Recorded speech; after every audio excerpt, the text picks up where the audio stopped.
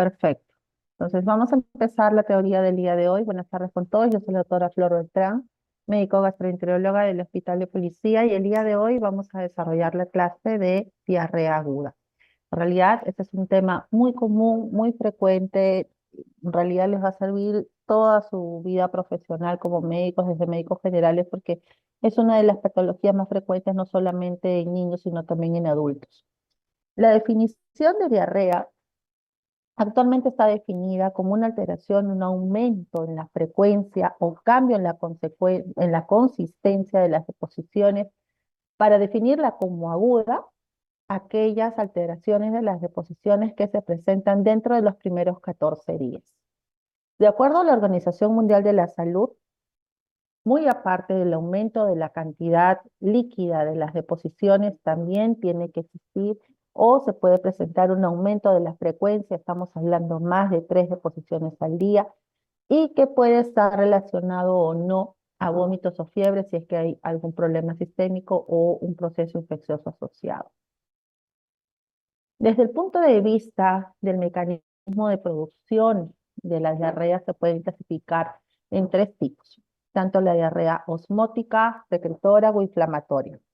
Cuando hablamos de diarreas osmóticas estamos hablando de aquellas diarreas que se presentan por las sustancias no absorbibles a nivel del lumen intestinal. Puede ser por lactulosa, sorbitol, lactosa o intolerantes a la lactosa, etcétera, porque principalmente van a jalar agua hacia la luz intestinal. Hablamos de las diarreas secretoras cuando son secundarias a toxinas bacterianas, aquellas que secretan moco, secretan cadenas inflamatorias que van a hacer que aumente la cantidad de agua hacia la luz y que van a disminuir la absorción o van a aumentar la secreción a nivel de la luz. Por ejemplo, lo más común entre ellos, el vibrio cólera. También tenemos aquellas diarreas inflamatorias, aquellas donde va a existir un daño a nivel de la mucosa, ya sea por problemas inflamatorios o por problemas isquémicos que pueden estar relacionados también a enfermedades infecciosas o a enfermedades inflamatorias intestinales, tales como la enfermedad de Crohn, la colitis ulcerativa, o también en las colitis isquémicas. Entonces, cuando nosotros tenemos un cuadro de diarrea, lo primero que tenemos que preguntar al paciente es cuánto es la frecuencia, cuánta es la cantidad, cuántas veces al día lo presenta, cuáles son las características de posiciones, son abundantes, son totalmente líquidas, son fragmentadas, tienen moco, tienen sangre, para que ustedes se vayan haciendo una idea de, primero, si es una diarrea aguda o no, y segundo, qué tipo de diarrea se puede presentar, porque de acuerdo a ello es la probable etiología asociada a ese cuadro. Hay otros tipos también de formas como lo podemos clasificar cuando hablamos principalmente en el tiempo, ¿no? Cuando son diarreas agudas estamos hablando que son diarreas aquellas que se presentan menores de 15 días. Cuando son diarreas crónicas, cuando son aquellas deposiciones líquidas que se presentan por más de 30 días, pero también se conoce como un intermedio, una diarrea intermitente o persistente, que son aquellas deposiciones que duran más de 14 días, pero menos de 30 días. De acuerdo a la localización, también nosotros podemos tener en cuenta a qué nivel puede estar siendo afectado el órgano y de acuerdo a eso, cuáles son las manifestaciones clínicas. Cuando nosotros vemos deposiciones que son mucho más acuosas, cuando puede estar asociado principalmente a náuseas, nosotros vamos a identificar que estas pueden ser más asociadas a problemas de intestino delgado, ¿no? Donde no es tanto un problema inflamatorio, sino es más bien un problema secretor. Por eso la cantidad de líquido de agua es mayor. En el caso de las deposiciones que nos hacen pensar en nivel de una diarrea baja de intestino grueso, estas pueden ser más inflamatorias o enteroinvasivas, ¿no? Que van a generar más proceso inflamatorio. Y al existir más proceso inflamatorio, me va a generar sangre, me va a generar moco en las deposiciones, incluso presencia de pus. No suele estar asociado muy frecuentemente a sensación de náuseas, pero sí suelen ser estas por ser invasivas y dañar la mucosa, puede estar más frecuente asociado a problemas de fiebre y dolor abdominal. Estos dolores suelen ser dolores abdominales difusos, tipo cólicos, con sensación de tenesmo, que es esa sensación de una evacuación incompleta de querer seguir defecando después de haber terminado de defecar. En estos tipos de deposiciones o de diarreas de intestino grueso es lo más característico la mayor deshidratación por la pérdida de sodio más abundante, ¿no? Con el requerimiento de mayor reposición de electrolitos en estos casos. Adicionalmente, la diarrea también se puede diferenciar por el gasto, si es un gasto bajo o si es un gasto alto. Y esto por la cantidad de deposiciones, ¿no? Cuando es un bajo gasto, se asocia cuando son menos de 10 deposiciones en menos de 24 horas o 4 o menos deposiciones en 4 horas. Pero hablamos de un gasto alto cuando son más de 10 deposiciones o más de 4 deposiciones en 4 horas, ¿no? Esto nos va a hacer pensar primero el nivel, porque ya hemos visto que mientras más líquidas, más gasto, estamos hablando más intestino delgado, pero a la vez también si estas deposiciones, por muy bajo gasto que sean, si es que tienen moco, sangre, nos hace pensar más en unas diarreas de tipo bajo, más aún si es que están asociados a moco y a sangre. Cuando nosotros hablamos de la fisiopatología y la diarrea, tenemos que tener en cuenta que hay un desbalance, ¿no? Hay una disminución de la absorción de agua y electrolitos, y esto netamente a nivel intestino delgado, y un aumento de la secreción activa de agua y electrolitos por el mismo componente inflamatorio, que puede desarrollarse tanto a nivel de intestino delgado e intestino grueso. Esto va a alterar la bomba de iones a nivel intestinal y va a producir mayor liberación de iones de sodio hacia la luz. A nivel colon y de intestino delgado puede haber alteración de las vellosidades y de las criptas, secretando más agua. Y a nivel intestinal, a nivel de colon, lo que va a producir en la mayoría de los casos es por el mismo componente inflamatorio, mayor secreción de moco y en algunos casos de agua también. De acuerdo a ello, nosotros podemos ver que algunos patógenos, ¿no? En intestino delgado, lo más frecuente son enterotoxinas secretoras, que es lo que me va a dar las deposiciones más líquidas, y también el vibrio cólera. Pero cuando hablamos de problemas absortivos a nivel de las vellosidades, mayormente es asociado a problemas virales o a problemas parasitarios como Giardia, microspora, ciclospora. Y si hablamos de colon, podemos hablar de infecciones por Salmonella, Shigella, Campylobacter, etcétera, como los patógenos más frecuentes.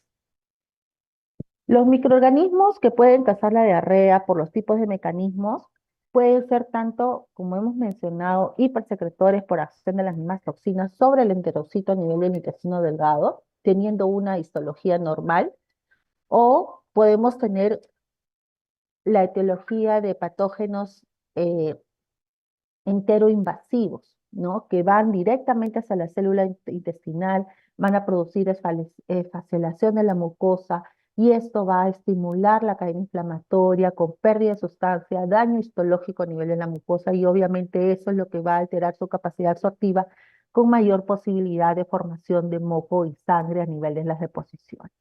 Entonces, de acuerdo también a las características que nosotros podamos determinar al momento de la anamnesis de estas deposiciones, nos vamos a poder hacer idea si es que esto es una diarrea secretora por acción de toxinas o si es una diarrea enteroinvasiva por acción netamente de la luz de la mucosa intestinal.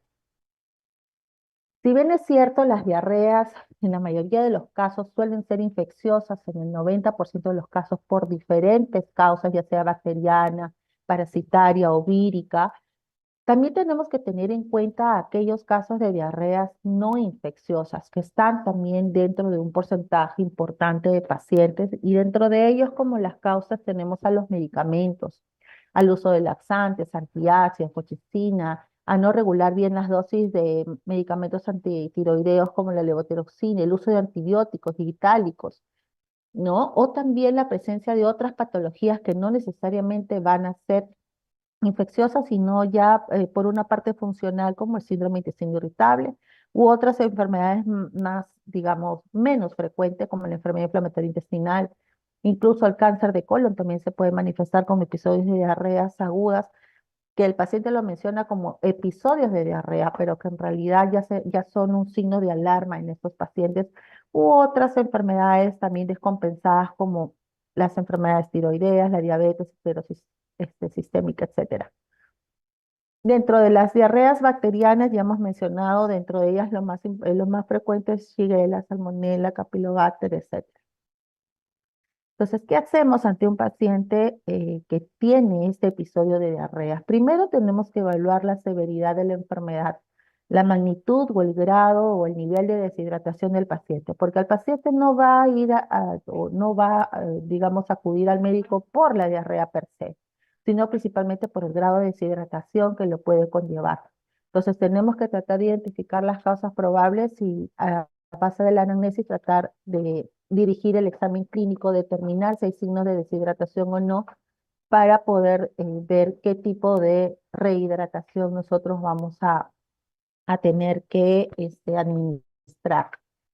De acuerdo al tipo de microorganismo, tiene que tener en consideración de que estos cuadros de diarrea, cuando son en la mayoría de los casos infecciosas, no necesariamente va a ser por un patógeno que nosotros hayamos ingerido dentro de las 24 horas. La mayoría de ellos tienen un periodo de incubación de 48 a 72 horas.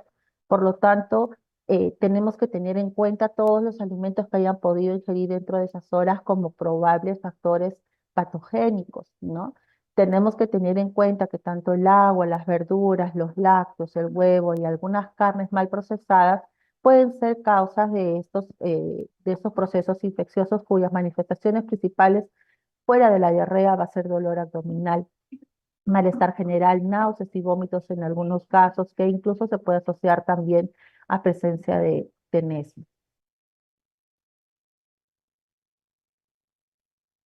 Una vez que nosotros ya tenemos la idea, hemos evaluado el estado general del paciente. Como mínimo tenemos que evaluar los ojos, el hundimiento de los ojos, las mucosas, tenemos que evaluar si hay sequedad de boca o no, que el grado o el nivel de sed que tiene el paciente, el pulso, la frecuencia cardíaca, cómo está, si está a una intensidad baja, si está taquicárdico, si está bradicárdico, la turgidez de la piel, principalmente en los extremos de la vida, tanto en edades pediátricas como en ancianos porque tienen mayor contenido de agua a nivel corporal y suelen deshidratarse mucho más rápido.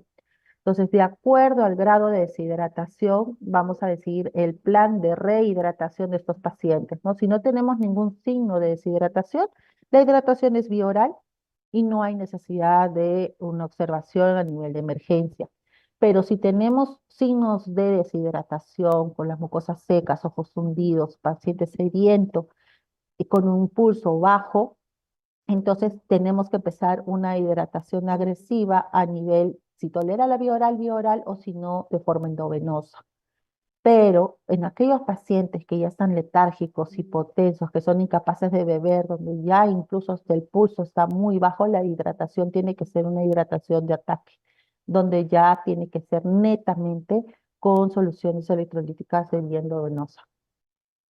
En estas hidrataciones severas tenemos que identificar los signos de hipovolemia, hipotensión, bradicardia, si es que hay presencia de sangrado masivo, si es que hay fiebre, las presencias de las cámaras abundantes o de deposiciones de alto flujo, que principalmente las identificamos con más de 6, pero acuérdense que de acuerdo a las definiciones son más de 10 al día. Si estas deposiciones duran más de 48 horas sin mejoría o el dolor abdominal cada vez se hace más intenso y tienen que tener en cuenta en los extremos de la vida, como les mencioné, y aquellas enfermedades concomitantes que pueden también descompensarse por presencia de la diarrea, tales como la diabetes, la insuficiencia cardíaca, la enfermedad renal, pacientes cirróticos, etc. Como les mencioné, si bien es cierto, la principal causa de diarrea son las diarreas infecciosas, no deben de dejar pasar aquellos diagnósticos diferenciales que se pueden presentar. Estamos hablando de enfermedades inflamatorias intestinales, tanto como la colitis ulcerativa, la enfermedad de Crohn, la colitis indeterminada, aquellas colitis microscópicas, colágenas o episodios incluso de diverticulitis aguda, o las isquemias intestinales, y otras causas mucho más alejadas, las trombosis mesentéricas y las colitis isquémicas. Entonces, cuando nosotros ya tenemos un daño de mucosa, ustedes mismos van a ver donde ya hay facelación de la misma, con presencia de sangrado, incluso con granos de pus, con presencia de mucho moco, y estamos hablando de probablemente o enfermedades enteroinvasivas o de algunas otras enfermedades que no infecciosas, pero que ya condicionan mayor compromiso o lesión de la mucosa. Cuando nosotros tenemos una diarrea aguda, que es única, que no ha habido episodios anteriores con los signos característicos, muchas veces no necesitamos corroborar o comprobar con un examen de laboratorio. El diagnóstico es netamente clínico, pero cuando nosotros tenemos la sospecha y quienes pedimos examen de laboratorio en aquellos pacientes inmunosuprimidos, aquellos pacientes que ya han estado con algún tratamiento previo y no presenta mejoría, pacientes con VIH, pacientes que toman tratamiento inmunosupresor, como pacientes con enfermedad renal crónica, pacientes con artritis reumatoide, etcétera. Entonces, en esos pacientes sí tenemos que descartar otras probables causas y son necesarios hacer más estudios como coprocultivo, reacción inflamatoria en heces, parasitológicos sellados, para determinar algún otro agente causal que no se haya definido o tratado hasta ese momento. En la mayoría de los casos, los episodios de diarrea se suelen autolimitar y no requieren mayor tratamiento. El paso inmediato y más importante ante esos episodios de diarrea es la hidratación para poder estabilizar ese paciente y evitar el trastorno hemodinámico.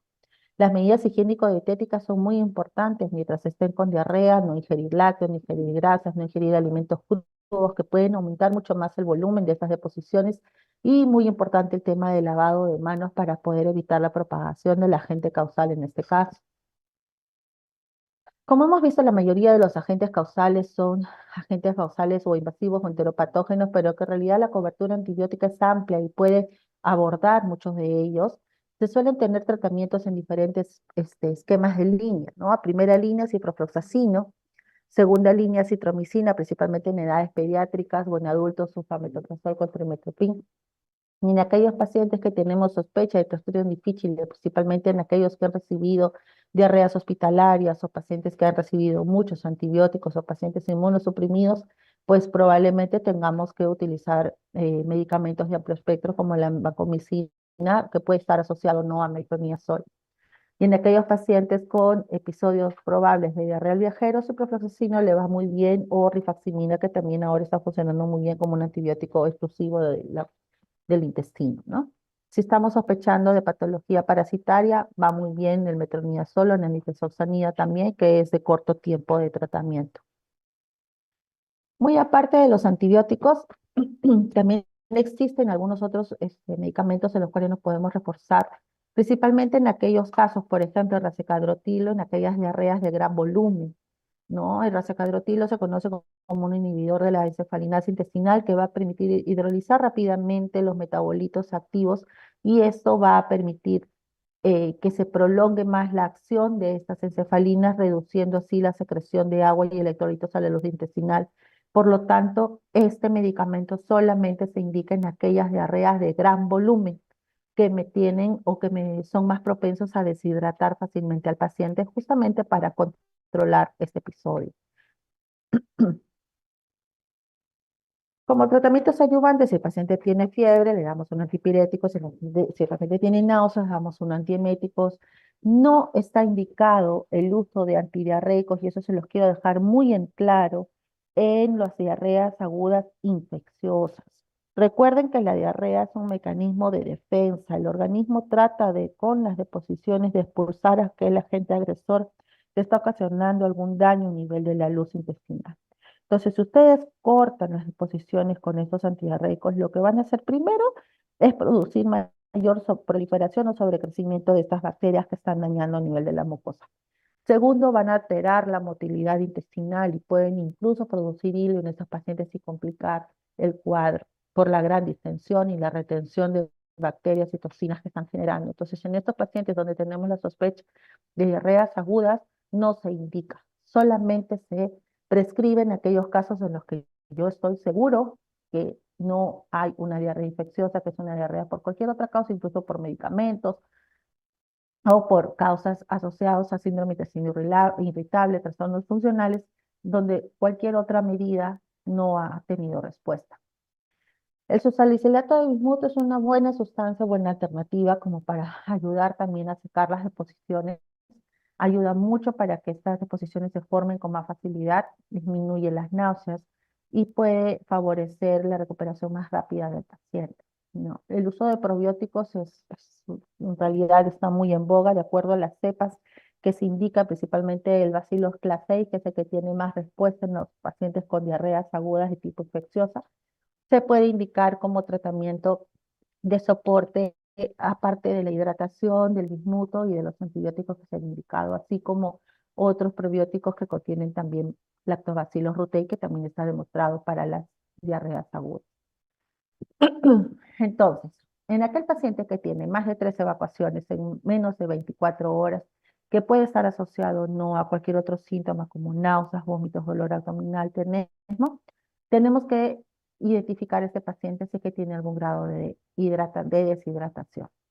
Si este paciente necesita terapia de hidratación bioral, puede manejarse de forma ambulatoria y de acuerdo a las características, si es una diarrea acuosa o es una diarrea disentérica, podemos nosotros definir y establecer el grado de severidad que tiene este paciente para determinar si va a ser netamente un manejo ambulatorio o tiene que ser un manejo hospitalario o de emergencia para poder este, recuperar la hidratación en estos pacientes.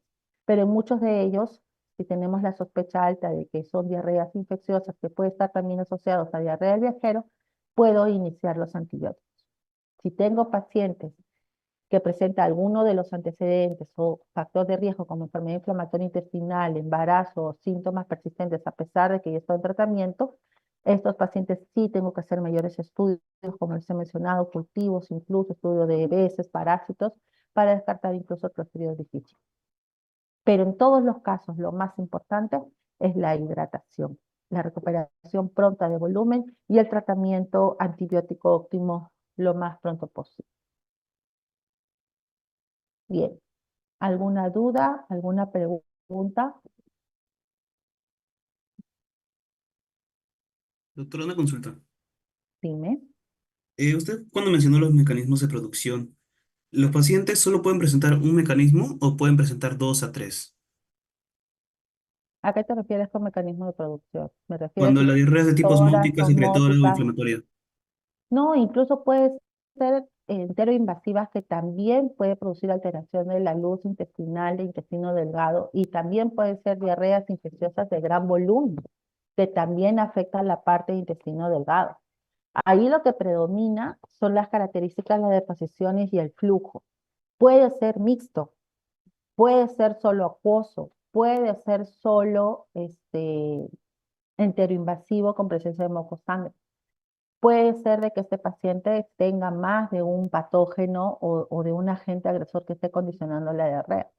No es que necesariamente va a ser uno o va a ser otro, ¿no? Estamos hablando sobre mecanismos probables, pero que en algunos casos puede ser mixto. Muchas gracias. ¿Alguna otra pregunta? Lo más importante que ustedes tienen que considerar en estos casos que todo, lo primero es caracterizar bien las diarreas. ¿Es realmente una diarrea aguda o no? Tienen que tener muy en cuenta las características de las deposiciones. ¿Cuántas deposiciones hace al día? ¿Está asociado a algún síntoma? ¿Tiene pujo? ¿Tiene tenesmo? ¿Tiene moco? ¿Tiene sangre? ¿Tiene dolor abdominal? ¿Tiene fiebre o no? Náuseas, vómitos, ya me está hablando de un cuadro más sistémico como una gastroenteritis aguda, que eso es lo más evidente cuando es una toxicidad mixta, por así decirlo, que era lo que estaban preguntando. Entonces, tenemos que abocarnos a las manifestaciones que el paciente refiere. Tengo diarrea, trato la diarrea. Tengo fiebre, lo manejo más como una diarrea infecciosa. Tiene moco sangre, lo manejo como una diarrea infecciosa. Está deshidratado, lo hidrato. Tiene náuseas, vómitos, lo hidrato. Lo más importante es la recuperación, la hidratación rápida del paciente y la recuperación o el tratamiento dirigido de acuerdo a las características de la deposición. Si el paciente solo me manifiesta, he tenido posiciones líquidas, pero sin dolor abdominal, sin náuseas, sin vómitos y fiebre, yo estoy hablando más que probablemente haya sido una transgresión alimentaria o lo que normalmente llamamos una intoxicación alimentaria, que una vez que el organismo lo expulse, suficiente y ya va a normalizar. Y no necesitamos mayor tratamiento antibiótico. Podemos dar tratamiento de soporte, hidratación, antieméticos o bismuto, lo mucho, pero no damos antibióticos. Tenemos que tratar de acuerdo al enfoque clínico que el paciente manifiesta. Por eso es importante en esos casos la anamnesis y el examen clínico. ¿Alguna pregunta más, chicos?